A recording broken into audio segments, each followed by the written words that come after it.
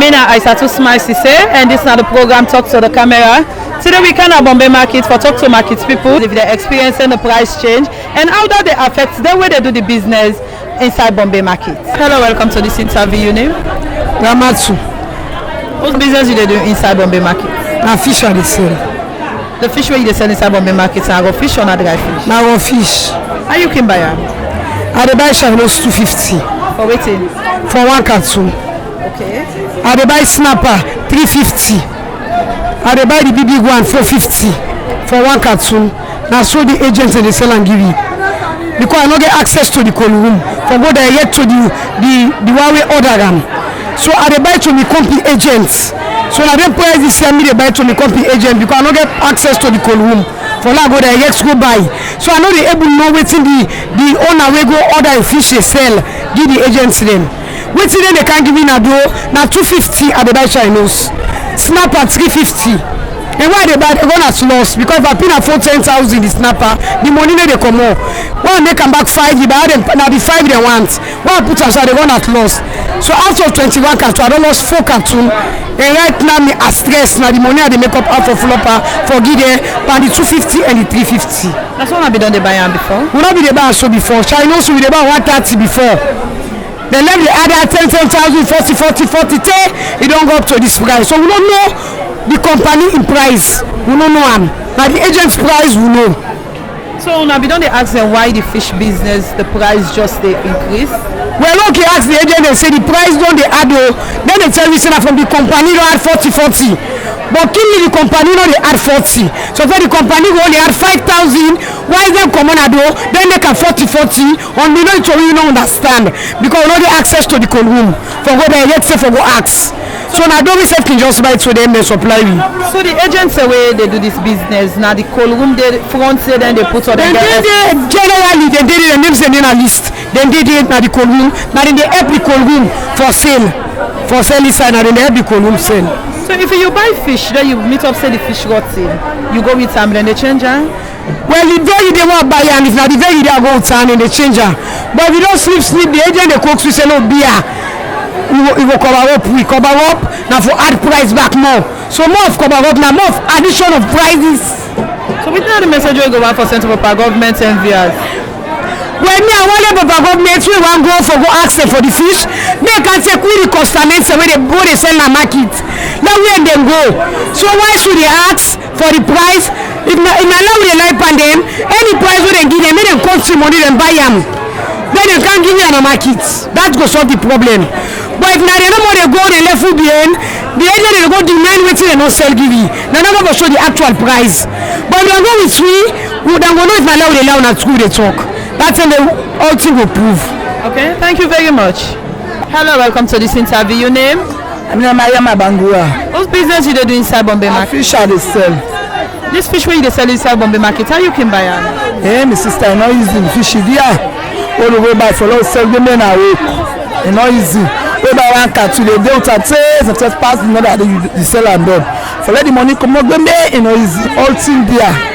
So while I help pull all thing can done. No easy. So you don't talk about the cartoon. How much you can buy the cartoon? Well, the cartoon right now we buy 300, we buy 480, we buy 380, we buy 260, we buy 170.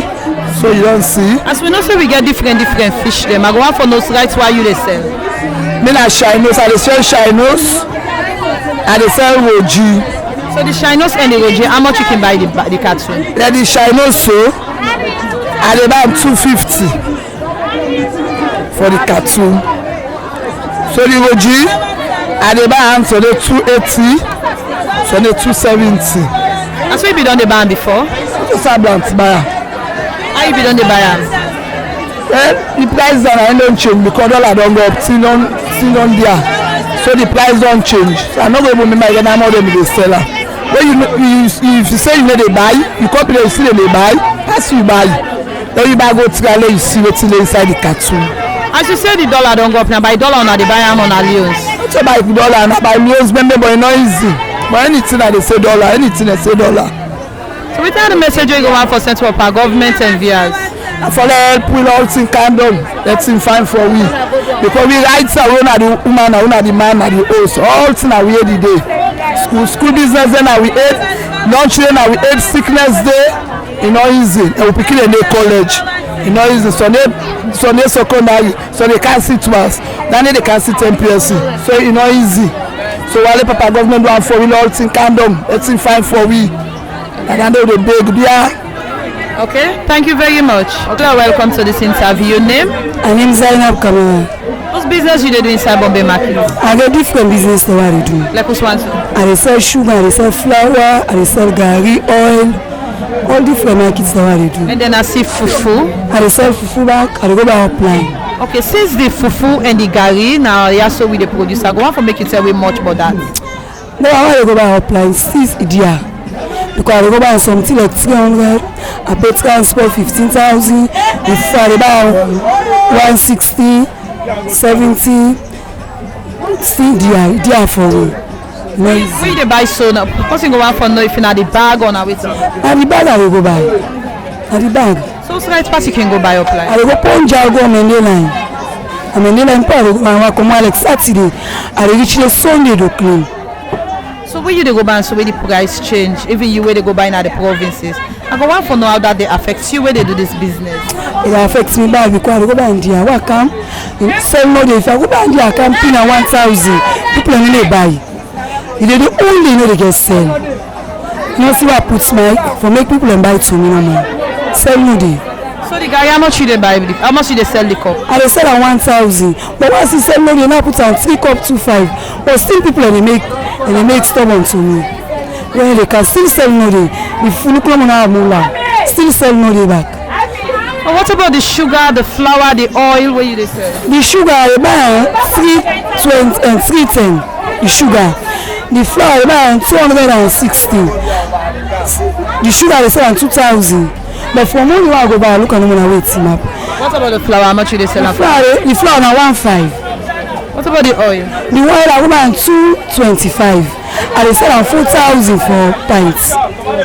So when you they sell and so right now, I go want to make you tell we how they sell business. You know now still they sell now. You know easy.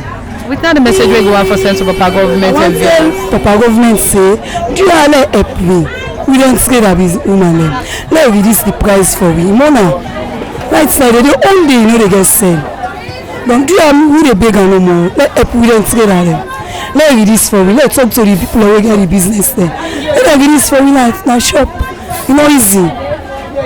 But even the gari and the fufu where we they sell, where we they produce now, so you also talk say the price change aside. I want to tell them like people already apply. They help me because you come out far place. You go. Right side where they go down they pay 55 the transport for open jargon. Don't do I want to tell him family, in many family. Let me this for with the gari. Because I'm family. Let me this for with the dear with the dear. Thank you very much. Okay. This interview, your name? My name is Sesay. What business you doing inside Bombay Market? Now, you are the seller. The where you the seller? You the maker? I'm the maker. How you can buy the penny na by bag or a cup? Me na 3,000 for cup na buy cup I buy cannot get money. How you don't they buy the cup before? But I buy like 30 cup, 20 cup. Say by seller they buy 40 cup. But we sell can't rang up a week. So how you be they buy 1 cup? What's gonna be the price for 1 cup before? Before? Yes. Now be 2,000, 2,500. So when the price don't change, you where they make this ogre right now, how that they affect you? Well, this ogre you make them now said you don't hang up a week goes you know they say better sell no day. And the 30 copper they make all they say even 10. Better sell no day.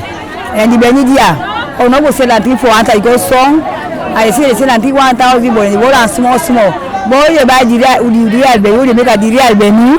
If you make a one for 5 block. And so they sell them. So you the ball a 1 for 500? Yes. Because they buy 3,000 for cup. So what's the message you go on for send to Papa government and viewers? Well, I want the government help we will not get. Because no get nothing, you can understand that they will get so. Granny like me, I don't understand because I don't get. If I get, I don't understand. The Benny, if you see nobody the Benny, I make them. I don't get how they get. The picky then, they don't get all crates. And for that, I can't see, don't understand, I can't sell. See now, I want the government help we don't pour on them, we don't granny them, we not get. Once you can understand, they don't get. Once you don't see them. Now get to no get. Now for that they understand. So mostly we don't granny them. Not people they hide them, but money no they. The picking they now all they make problem for we they not get it. Work no day. They don't know school work no day. They sit down there now and they survive we. If you don't get, who's how they get we want them. Thank you very much. Welcome to this interview. Your name? Khadija Tusawane. How do they call this market to sound at the sell? Bombay Market. What is the sell at Bombay Market? Now what potato? What for me tell we about the potato business? Well, the potato right now in time this way in the can inside. So the bag na 80,000. So in Bokubo no more the sell now, you know they sell more now. As you said, the bag na 80,000. How you be done they buy them before? We dey buy 60,000. The time away be the Boku. But this year na 80,000. No can don't pass through. Okay. So like when you go buy 80,000, you dey get profit? Yeah, you dey get profit there. So before now, where potato is short, how much you can buy the bag? When you short, you can buy 150 for bag. How they sell business? Sell no day because the money so can not get sell. What is the message we go on for central government and viewers? The government let make things simple for we. At least now we just sell. Let things go easy for we. Okay. Thank you very much. Hello, welcome to this interview. Your name? Isatu Kamara. How do I call this market owner they do business? Bombay Market. What do you do na Bombay Market? Pepper now they sell. You dey sell pepper. Right now the pepper, how much una dey buy the bag? See they will buy 330, 350. Because if they buy 250, 200, 180, 130. See then I will go me 330, 350 and forget myself a money. What's how you go buy? Awatalo. When you buy that price where you carry it, how much you dey sell am? I 1.5, that's why I put the cup. And so you be done they sell at 1.5 for cup? Now 1,000, we dey sell 1,000, 2 cup 1.5, but today now 1.5 because of we don't go buy 330, so I make put 1.5 for cup. Now where the price don't change, how that say affect una where they do this business? I will give no feel fine because right now what they buy there so no they able get better profit, but when cheap now we able get profit, so maybe we never feel fine. What's the message you go on for central government and viewers? Do I want to tell the government for me say yeah the price maybe them put them back like how the pepper be there, so back like how back they get, so when they are so no way able get, so they are now go tell the government. Okay, thank you very much. This interview, your name? My name is Binti. I go want to know I'm waiting and waiting you they sell inside the Bombay market. When I sell provision them, Maggi, tomatoes, flour, sugar. They sell black eye beans, tola,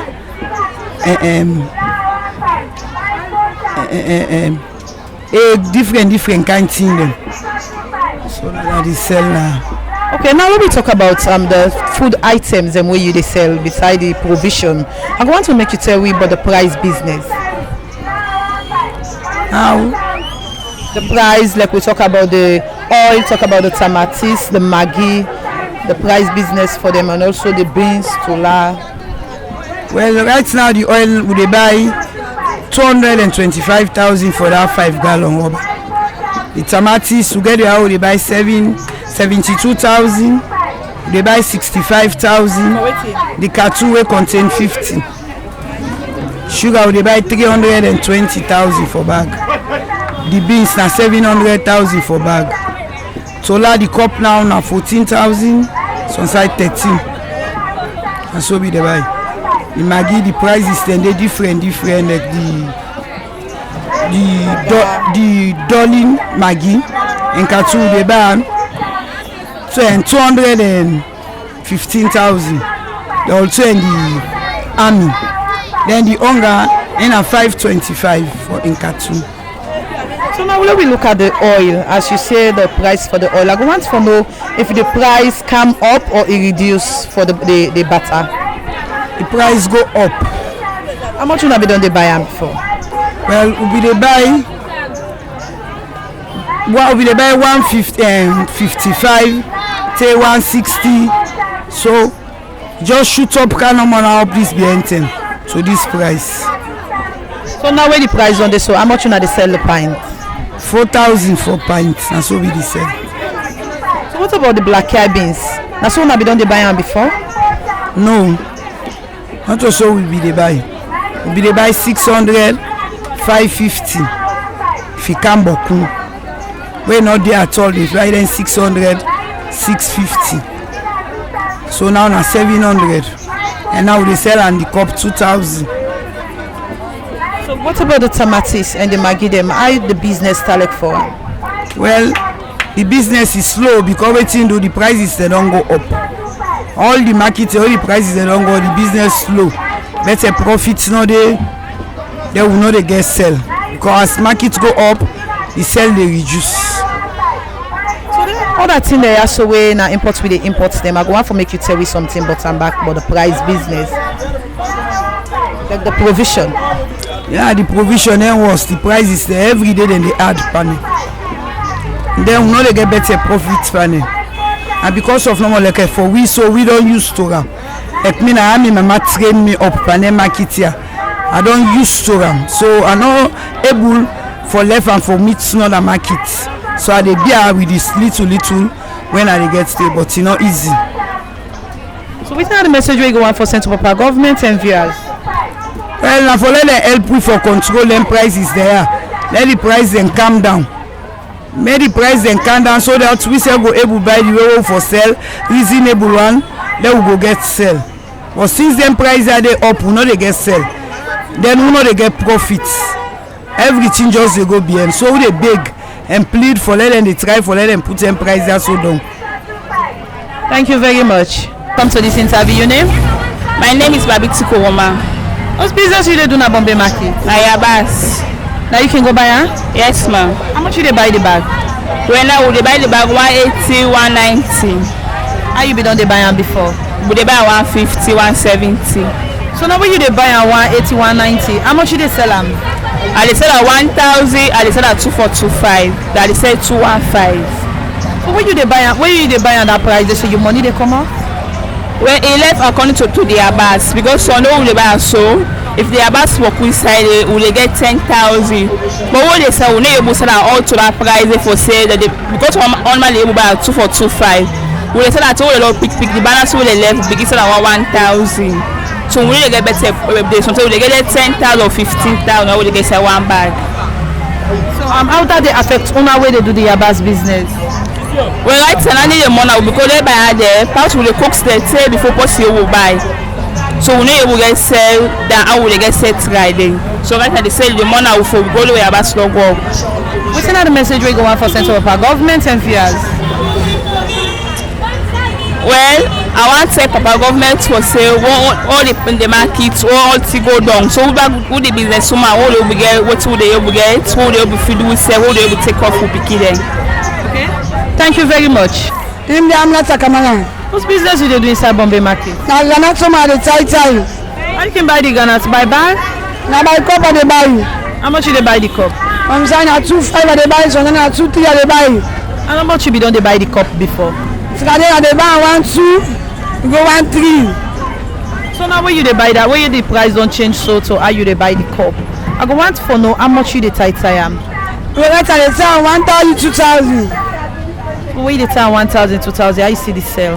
Well, the sale we go from WhatsApp, we got the money. That's enough so. From what we make money, and the start go eat. Make us start to eat. So don't see. So when the price change, so how you dey buy the cup? I go want for know how that they affect you when they do the business. Well, because the business we sell, I'm doing now. Oh, they sell, they laugh. They eat the money, eat something. Now we sell again. You gonna sell no money. Don't see. Now the life you, the problem is to go, no get happiness back. No go to the eat.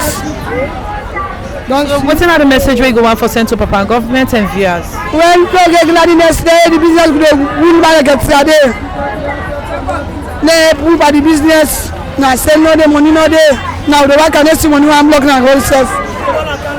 Don't see the back and the whole thing. No get happiness. We pray for them be better than this school here. Okay. Thank you very much. Hello, welcome to this interview. Your name? Mama Takabum. Whose business you dey do inside Bombay Market? I sell granates, Benny, Solar with bench. How you can buy them to the business that way you they do so? Well, now Luma, my man can go buy more Luma. You can add to the buy 600 right now.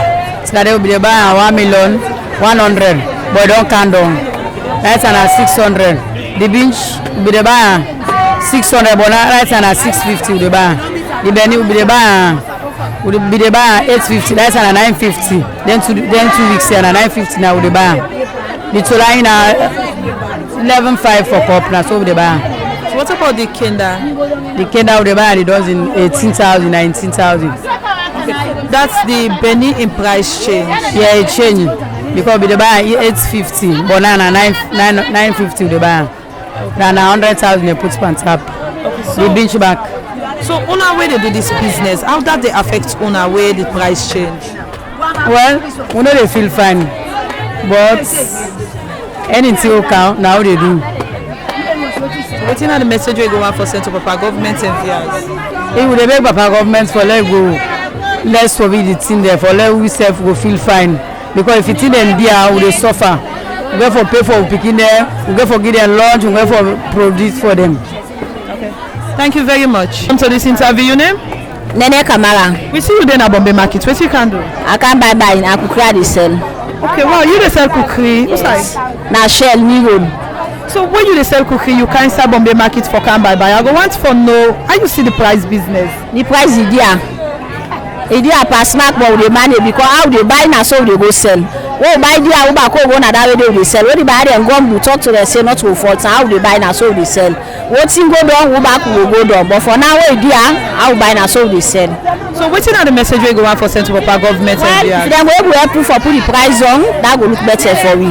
So that we will get collapse so the one they sell give because the gum will pass mark and they not go blame me.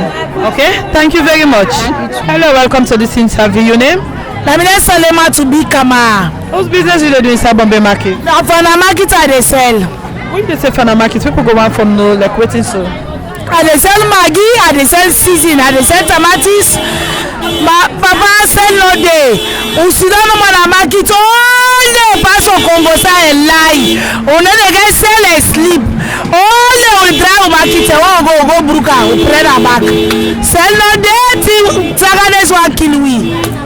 So the Maggi, how much you can buy them so? Maggi I dey buy 30,000, 20,000, 25,000 for packets.